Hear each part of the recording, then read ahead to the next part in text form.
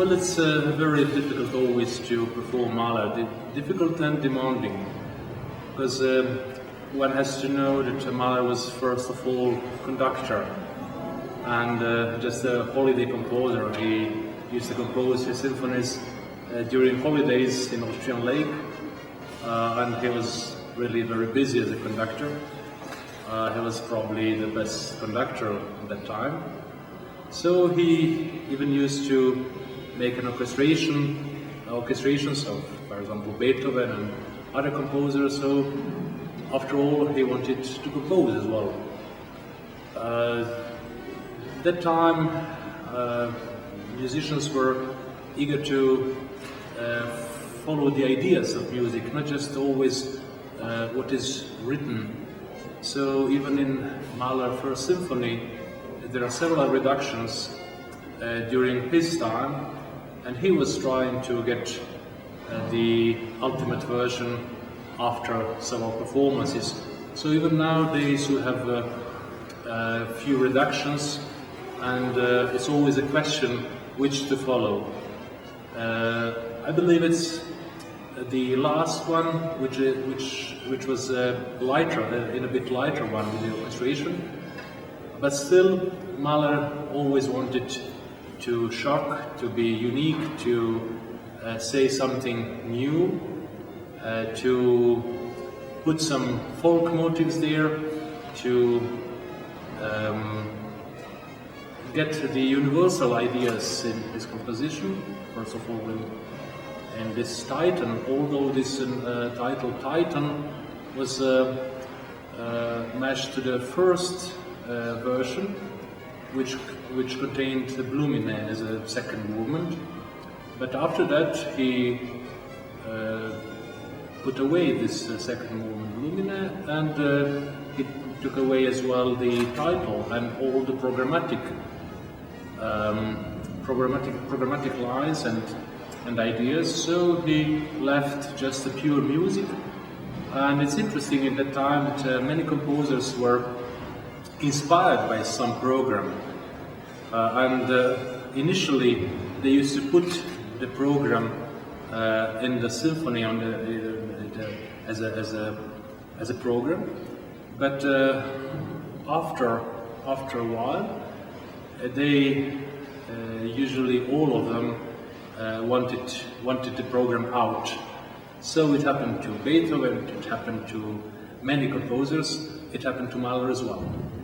So in this Mahler First Symphony is the example of the very demanding orchestration, is demanding of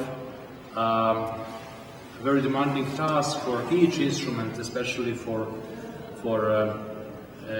blazes, for the woodwinds, for les bronzes, because there are 7 French horns, there are 5 trumpets, there are so many powerful instruments, and it's interesting that in the very famous third movement, Frère Jacques, in minor, Frère Jacques, this Frère Jacques is in fact one of his first compositions at all. So it's very interesting that he put one of his first achievements into this symphony. So very fresh, very unique symphony, the best start to understand Mahler's way of thinking, Mahler's musicality, Mahler's ideas. I think first and fourth are the best introduction to all of Mahler's symphonies, which are even more complex when you go to the other symphonies. What to say about Brahms as well? Well, one of the best known violin concerto at all in all of the time. So this concerto was, of course, Joachim concertos, and it's very rare to hear it performed well. So it's a very difficult concerto for violin. It's so many notes, it's so difficult. But beyond the difficulties, there is a music which is even harder to achieve. But of course, this concerto is one of the most played concerto of all time. So I believe it matched very well this German way of thinking and way of musicality. Very, very German program in a way. Mahler reminds me about Humperdinck, for example, Hansel and Gretel. There are those themes, those folk tunes and those children themes which are simply German music of all times, even now. So I believe it's a very fine way to understand German music in all the aspects, together with Richard Strauss, together with, for example, Bruckner after all, but the real root is Beethoven. Okay.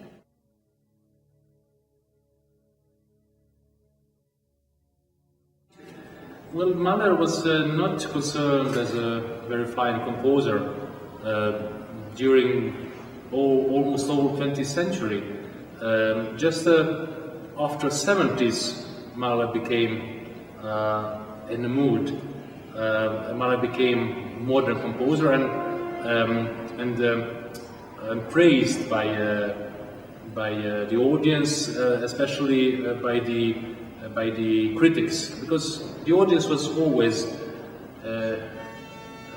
was very pleased with Mahler's music, because Mahler took the themes, took the motives for around, from the countryside, from the folk, and his music is sometimes grotesque, sometimes caricature, sometimes his music wants to shock, to make the special emotions which were not kind of academic emotions, kind of academic style, you know, because the 20th century was a very academic one, very Puritan one. You know, the history of music was not of that kind. The history of music was much more relaxed until 20th centuries came. So in the 20th centuries we got a music like very high religion, very distant and very hard to follow. And that was the problem with the audience. The audience went out of classical music. Composers like Mahler wanted to show emotions, to explore all the human emotions, and that was, I believe, the requests of all composers, because as I always said, Berlioz was always saying, the music is the art of making emotions, first of all. And Mahler wanted to make those emotions very passionate, very high level of emotions. So sometimes in the academic circles, those kind of emotions were too much. As was Tchaikovsky, for example. Tchaikovsky was taken like almost a savage composer at the end of 19th century in the United States. They told that it is barbaric music, you know, his 4th symphony, 5th symphony. The audience, the critics said it is barbarian music, you know.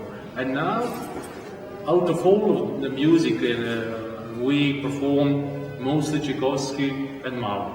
So we can think whatever we can, but music talks to itself, and Tchaikovsky and Mahler, those composers like Rachmaninoff as well, remained mostly played composer all time. So Mahler is still vivid because his music is still very communicative.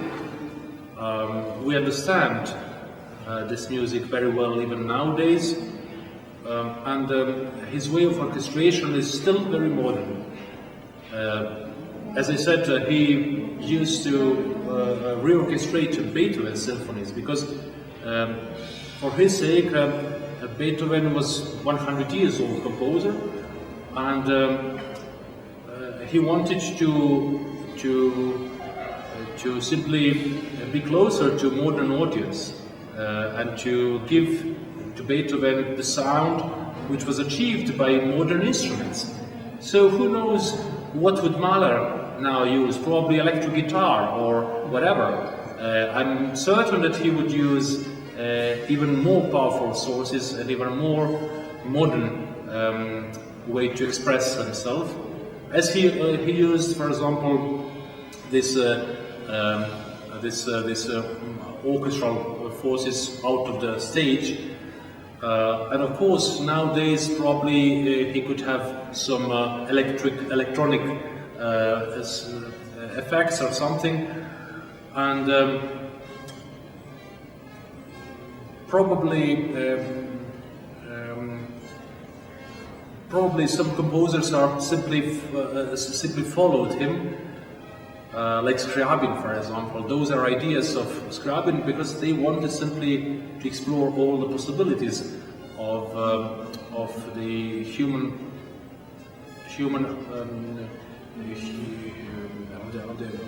perception.